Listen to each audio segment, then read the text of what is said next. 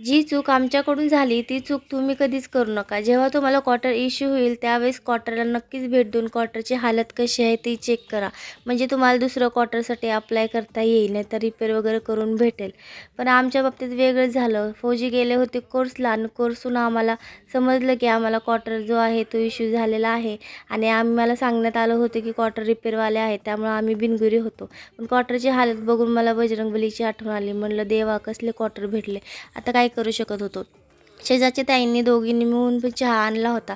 आता एकाचा घेणार एकाचा नको म्हणून राग येईल, त्यामुळे आम्ही दोघांचे पण चहा पिले. कारण थंडीच एवढी भयानक होती. शेजारच्या ताईंनी सांगून गेलं होतं की स्वयंपाक वगैरे मागू नका बाहेरून, मीच बनवणार आहे. त्याच्यामुळं आम्ही बाहेरून जेवायला नाही मागवलं. मग त्यांनी एवढं सर्व जेवायला दिलं. आम्ही पोटभर जेवण केलं. थंडी भयानक होती म्हणून झोपी गेलो. सकाळी उठलो डायरेक्ट आमची साफसफाई मोहीम जी आहे ती सुरू झाली. आता हे क्वार्टर रिपेअर करून भेटतील का दुसरे भेटतील माहीत नाही. पुढच्या ब्लॉगमध्ये सांगेन. आजसाठी एवढंच.